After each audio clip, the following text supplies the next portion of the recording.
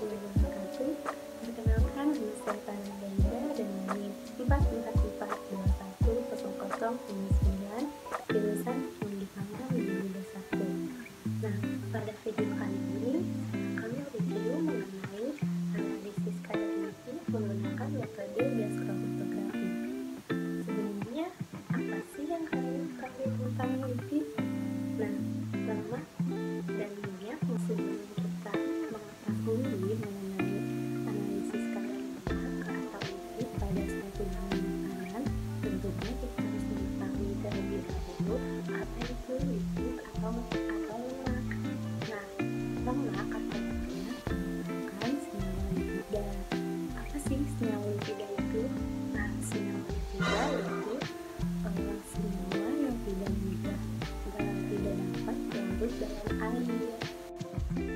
Lipid secara kimia merupakan senyawa beringas lipida yang terdiri atas gliserol yang mengikat tiga asam lemak. Nah, pangan yang tinggi akan lipid tentunya akan dianalisis dengan tujuan yang lebih spesifik, seperti menganalisis kualitasnya. Hal ini berhubungan dengan karakter lipid yang mudah mengalami kerusakan akibat reaksi oksidasi.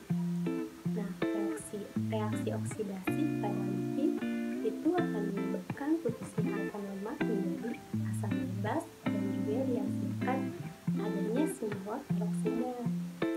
Nah, pada bahan pangan dapat dianalisis kadar lipidnya dengan menggunakan beberapa macam metode.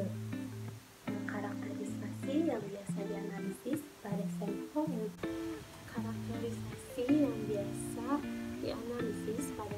yang tinggi. Lipidnya antara lain yaitu asam lemak bebas, angka iod, dan angka peroksida. Sebelum kita mengetahui mengenai analisis kadar lemak atau lipid pada suatu bahan makanan, tentunya kita harus mengetahui terlebih dahulu apa itu lipid atau lemak. Nah, lemak atau minyak merupakan senyawa lipida. Apa sih senyawa lipida itu? Nah, senyawa lipida yaitu senyawa yang tidak dapat larut dalam air. Nah, lipid atau minyak yaitu merupakan salah satu senyawa lipida. Nah, senyawa lipida itu apa sih? Senyawa lipida yaitu senyawa yang tidak bisa larut dalam air. Contohnya seperti benzen, kloroform, eter, dan lain sebagainya. Dalam menganalisis kadar lipid atau lemak pada suatu bahan pangan, ada beberapa metode yang bisa kita gunakan.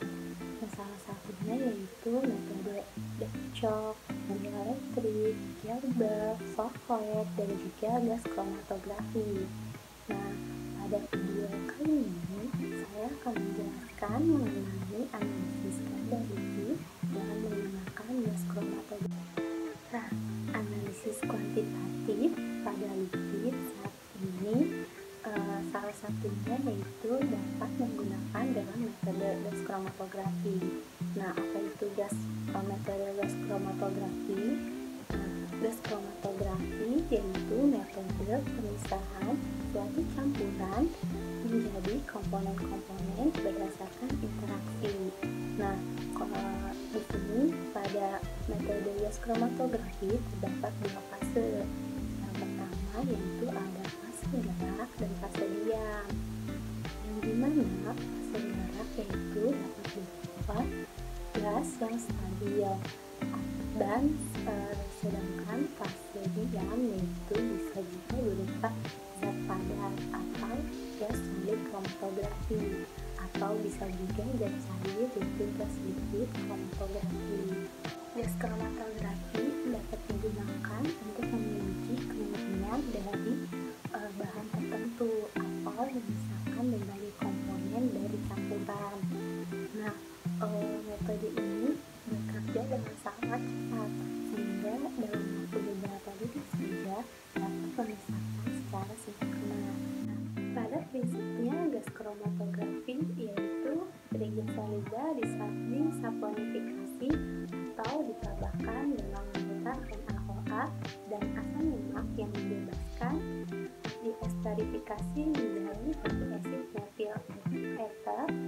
ester dengan penambahan metanol dan BF3. Itu syarat sampel gas kromatografi. Nah, syaratnya yang pertama yaitu senyawa harus volatil atau senyawa mudah menguap. Nah, hanya senyawa yang volatil saja yang bisa dianalisis. Nah, bagaimana jika senyawa tersebut tidak volatil?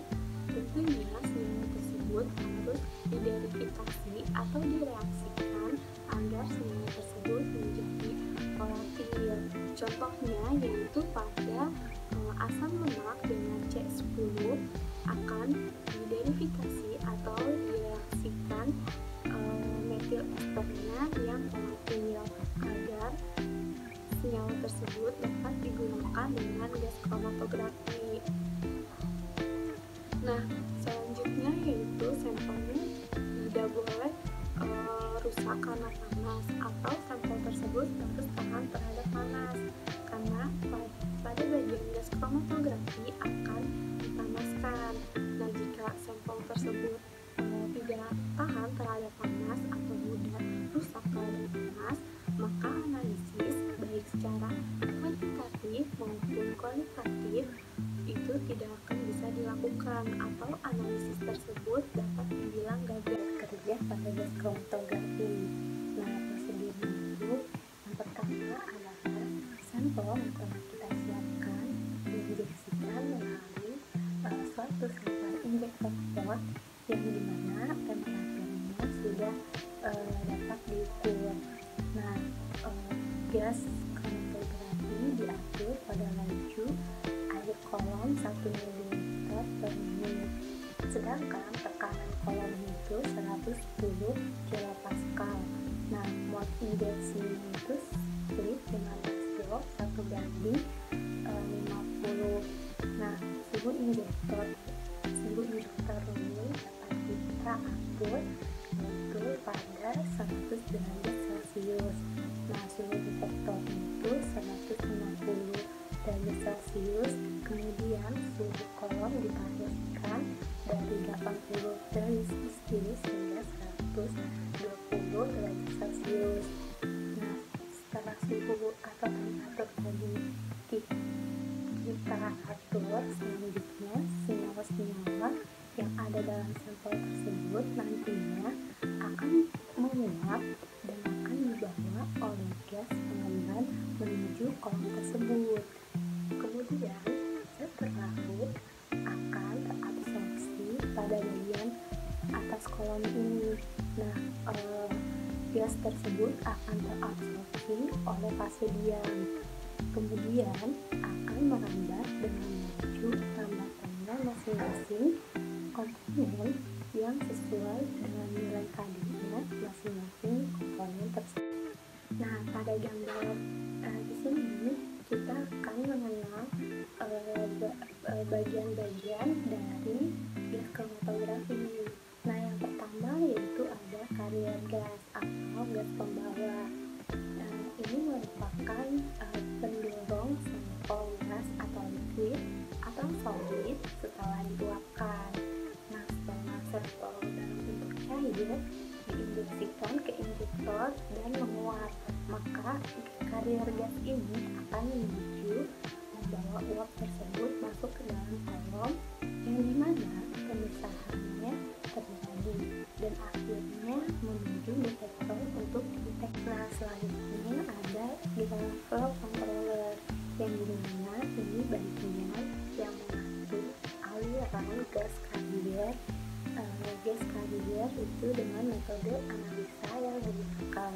Nah, injektor ini merupakan bagian di mana sampel akan memasuki sistem gas kromatografi. Nah, di sini sampel cairan diuapkan dan akhirnya uap tersebut akan dibawa menuju gas karier. Pada bagian kolom ini terjadi proses pemisahan. Nah, bagus atau baik buruknya dari pemisahan ini dengan yang diakibat dari pemilihan kolom tersebut maupun kolom dari kolom dan juga parameter kita cukup kolom. Dan yang terakhir yaitu detektor. Selanjutnya ada beberapa proses yang dapat dilakukan untuk mengubah asam lemak menjadi bile ester. Nah, kira-kira kalian tahu tidak metode atau proses apa itu? Ya, betul, yaitu proses esterifikasi dan proses enterifikasi. Nah, pada proses esterifikasi ini tujuannya untuk mengubah asam-asam lemak dari bersumber dalam bentuk metil ester atau bile ester. Kemudian metil ester dan atau etil ester ini diikuti dengan reaksi yang dilakukan dengan metode gas kromatografi. Nah, dengan katalisis asam misalnya pada larutan H2SO4 maupun katalis basa misalnya kalium metoksida. Metode yang digunakan juga harus sesuai ya. Nah, pada video selanjutnya yaitu akan dijelaskan bagaimana cara kerja dari gas kromatografi untuk menganalisis kadar lipid pada sampel. Yang telah diesterifikasi tadi kemudian dimasukkan ke dalam injektor oleh gas pembawa sampel dan selanjutnya dibawa dan akan diubah oleh injektor menjadi fase larutan menjadi gas. Kemudian gas dari sampel dibawa masuk ke dalam kolom. Nah, di kolom ini terjadi proses pemisahan berdasarkan molaritas dan titik didihnya. Kemudian akan diubah menjadi uap. Nah, uap semua gas melewati kolom dan terjadi pemisahan berdasarkan polaritas. Nah, kemudian sampel yang sudah di gas kromatografi tadi kemudian akan dianalisis. Nah, sampel dimasukkan ke dalam auto injektor dan setelah itu disambungkan pada software. Nah, di software ini nantinya akan terbaca hasilnya tersebut dan akan kita ketahui berapa kadar lipid. Adapun pengaplikasian gas kromatografi dengan proses esterifikasi dan transesterifikasi yaitu pada pembuatan PCO untuk menentukan kadar lipid atau lemak pada PCO tersebut. Nah, bagaimana nih teman-teman setelah menyimak video yang telah saya jelaskan tadi? Apakah bermanfaat untuk teman-teman? Nah, semoga video ini dapat bermanfaat bagi teman-teman ya.